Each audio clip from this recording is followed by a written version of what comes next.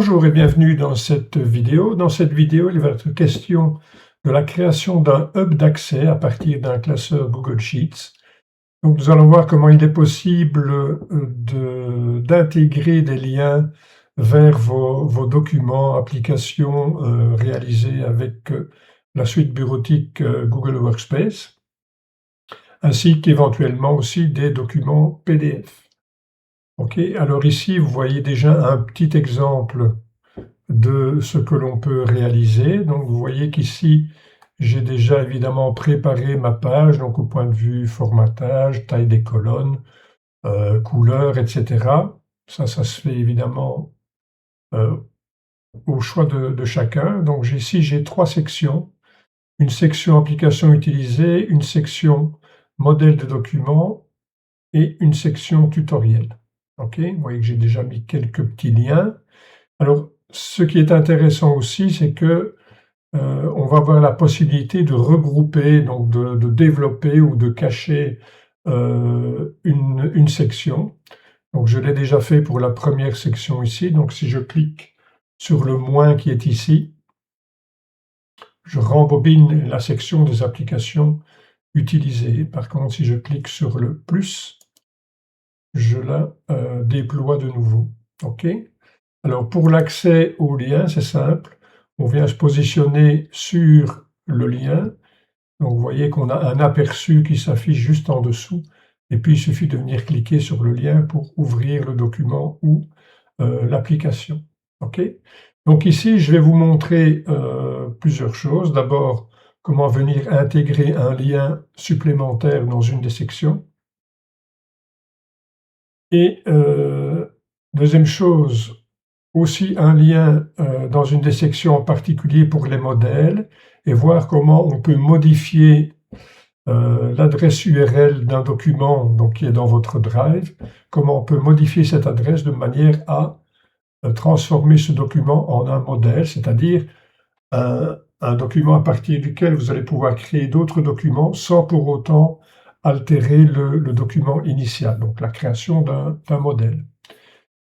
Et puis on aura évidemment l'intégration de tutoriels. Ici, ce sont des tutoriels PDF, mais vous pourriez très bien également venir intégrer des tutoriels vidéo, par exemple, en injectant évidemment le lien de la vidéo. OK ? Donc on va d'abord voir comment intégrer un lien tout simplement.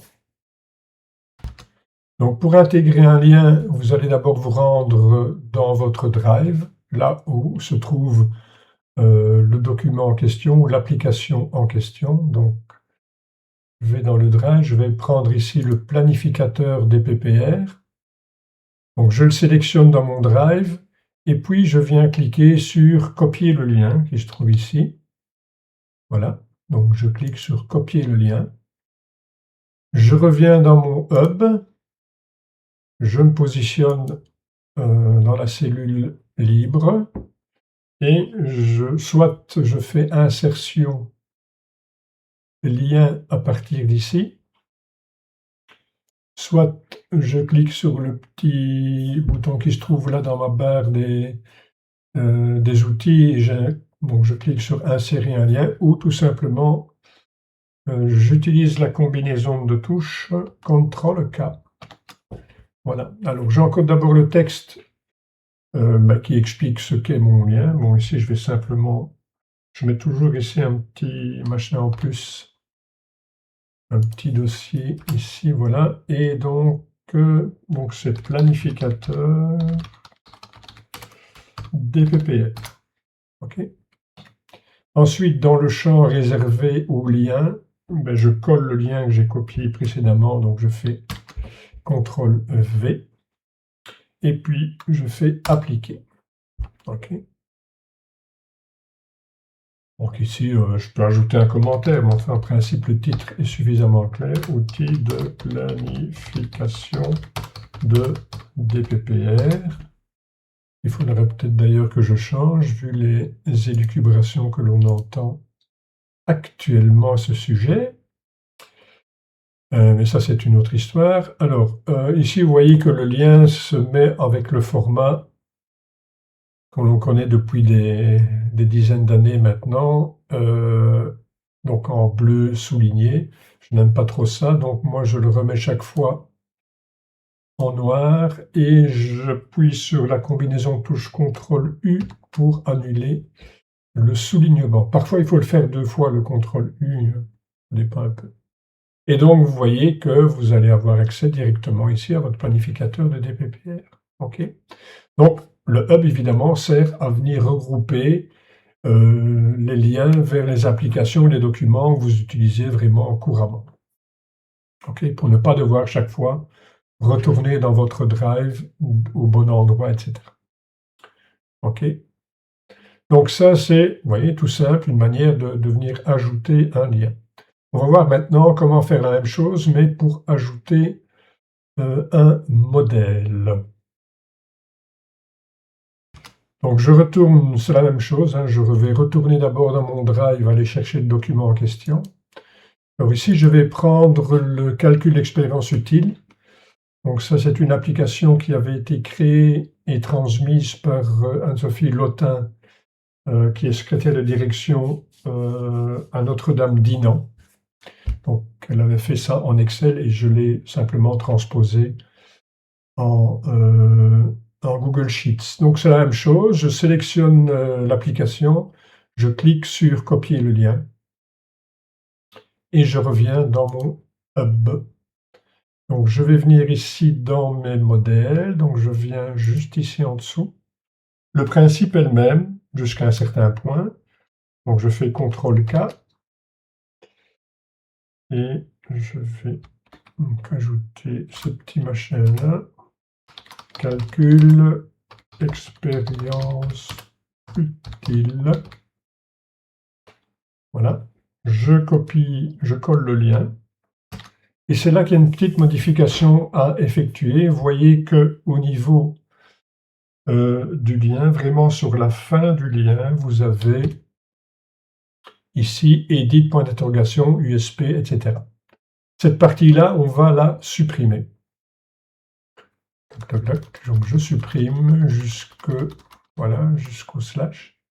Et je vais remplacer cette partie-là par tout d'abord le terme template, donc qui en anglais signifie modèle, slash, et ensuite je mets preview.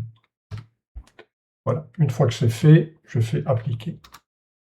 Je vais refaire ma petite mise en forme, même chose que tout à l'heure. Je vais me remettre en noir, je fais un CTRL-U pour supprimer le soulignement. Donc ce qui va se passer maintenant qu'il s'agit d'un modèle, lorsque vous allez activer le lien, donc je clique dessus, voilà ce qu'on obtient. Vous allez avoir un aperçu du fichier et ici vous allez cliquer sur utiliser ce modèle. Donc je clique sur utiliser ce modèle. Voilà, le document s'ouvre de manière normale. Une fois que votre modèle est ouvert, et ça c'est valable pour n'importe quel modèle, quand vous travaillez avec des modèles, vous allez d'abord commencer par renommer le document. Donc vous allez mettre par exemple expérience utile Jules Van Block, par exemple. Voilà. Et puis vous allez déplacer le document dans le répertoire adéquat. D'accord? Parce que quand vous créez un document à partir d'un modèle, automatiquement il va aller s'enregistrer à la racine du drive. Et donc autant le placer directement au bon endroit, donc ça en fonction du répertoire que vous avez prévu pour cela. OK? Donc ça, c'est 2 opérations qu'on fait systématiquement quand on crée un nouveau document à partir d'un modèle, directement renommer le document et le placer à l'endroit voulu. OK? Je ne vais pas aller plus loin ici. Voilà. Donc voilà en ce qui concerne les modèles. OK. Pour venir insérer un tutoriel, ben, c'est exactement la même chose hein, que pour un lien tout à fait normal. Vous allez sélectionner le document dans votre Drive, vous copiez le lien et vous venez faire la même chose, CTRL-K, le titre du lien, coller l'adresse. Là, il n'y a évidemment pas de modification à faire et vous avez directement le lien direct. Donc, si je prends ici le cas de listing des services, donc listing des services, c'est une toute nouvelle application que j'ai intégrée. Ça existait déjà en Excel, mais je l'ai refaite ici en Google Sheets. Donc, si j'ouvre ce document-là, un document PDF, voilà. Donc, il explique comment, à partir des données brutes récupérées dans HID, on peut venir créer une vue, un listing structuré des services d'un membre du personnel. OK. Vous verrez donc les explications se trouvent ici. Vous verrez que c'est très simple. Donc voilà au niveau de l'intégration des liens. Pour les modèles en particulier, je vous l'ai montré également. Et on va voir maintenant comment dérouler ou masquer chaque section. OK. Alors dérouler ou masquer, vous allez voir, c'est extrêmement simple. Je vais reprendre ici le cas pour les modèles de documents. Donc je viens me positionner sur la ligne juste en dessous de la zone de titre et je vais sélectionner, donc je me mets dans les numéros de ligne, hein. Je sélectionne jusqu'à la dernière. OK. Je fais un clic droit. Ici, tout en bas de mon menu, afficher plus d'actions sur les lignes. Et je clique sur regrouper les lignes 19 à 31. Voilà, donc vous voyez que j'ai un petit symbole qui vient se positionner ici. Clac, clac, clac, clac. Voilà. Et je vais faire la même chose pour tutoriel. Donc je sélectionne jusqu'en bas, la dernière. Clic droit, afficher plus d'actions et regrouper. Voilà. Donc ça, vous voyez, c'est très simple. Alors, si on veut pousser un petit peu plus loin, on peut ajouter ce petit message. Lorsque la liste est développée, donc qui indique que pour masquer la liste, il faut cliquer sur le moins.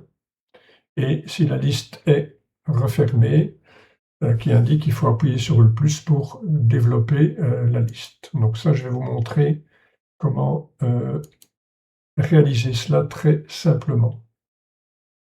Alors, voilà donc la formule. Donc, c'est une formule conditionnelle avec qui débute par un si, et on utilise la fonction sous-totale. Alors, la fonction sous-totale a cette particularité de fonctionner avec des codes. Donc ici, c'est le code 103. Alors, qu'est-ce qu'il fait ce code 103? Le code 103, il va aller compter le nombre de lignes avec des données, le nombre de lignes que l'on a donc de 4 à 16. Donc de 4 à 16, il compte le nombre de lignes, sauf que si les lignes sont masquées, il ne les compte pas. Donc ça veut dire que lorsque votre section est rembobinée, il va compter des lignes qui ne sont pas affichées et donc le résultat va être 0. Okay. Et donc, si le résultat est 0, ça veut dire que tout est rembobiné et donc à ce moment-là, on aura le message « Afficher la liste, cliquez sur plus ». Et dans le cas contraire, on aura cliqué sur moins pour masquer la liste. Okay, je vous mettrai évidemment la formule en attaché. Donc ici, si je veux faire la même chose, donc là c'est la ligne, on s'est rembobiné, c'est la ligne 19 à 31. Donc on va écrire la même formule, égale si sous total. Alors le code 103. Donc la ligne, on a dit 19 à 31, 19 2.31. Donc si le résultat est 0, on va venir mettre... Alors là aussi, pour le... Si le résultat est 0, on doit mettre le plus. On va aller le rechercher. Voilà.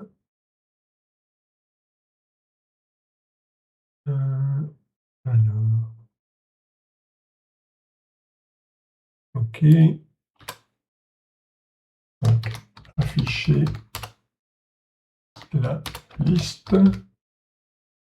Et dans le cas contraire, on va avoir le moins.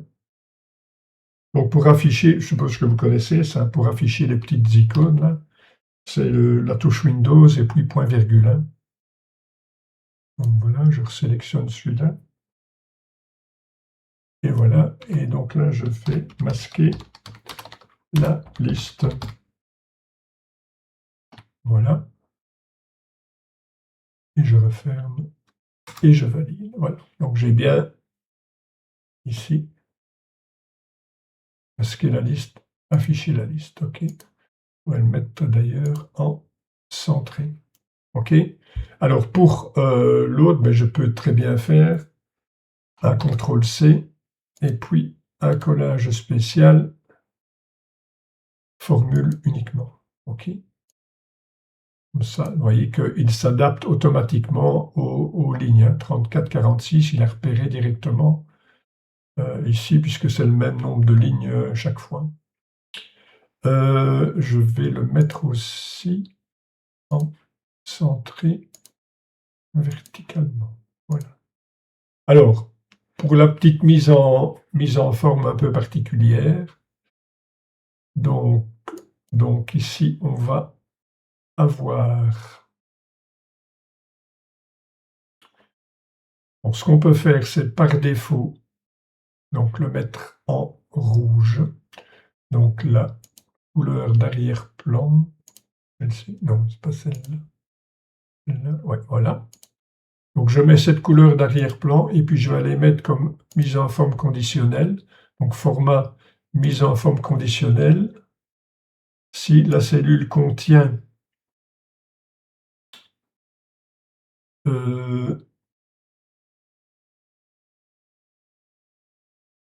le texte contient affiché,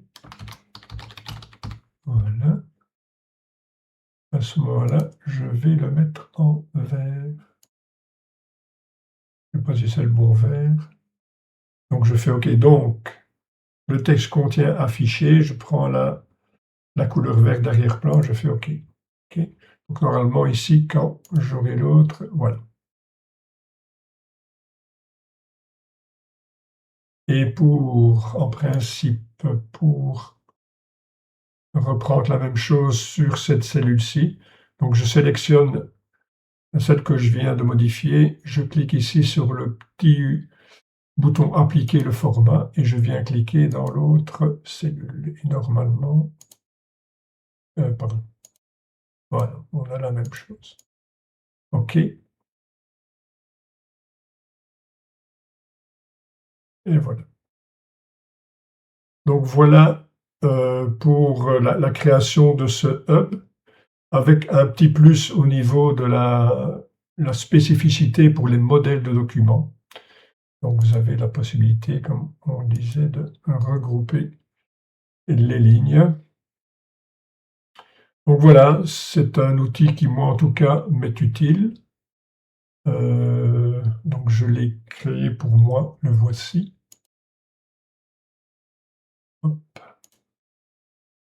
J'ai mes applications et j'ai même ici différentes choses pour les applications qui sont en cours de création. Vous pouvez bien sûr ajouter des colonnes avec des listes déroulantes, etc., en fonction de ce que vous avez envie de réaliser. Alors, une chose utile également, et là, voilà, je vais supprimer là. Si vous voulez afficher directement le lien vers votre hub dans vos favoris de votre navigateur, donc le hub étant ouvert, vous venez sélectionner ici le petit symbole qui est là, vous faites un cliquer-glisser dans votre barre de favoris et vous l'avez directement au bon endroit. OK? Donc voilà, c'est tout pour cette fois-ci. J'espère que ça vous servira et je vous dis à bientôt dans un autre tuto. À ciao!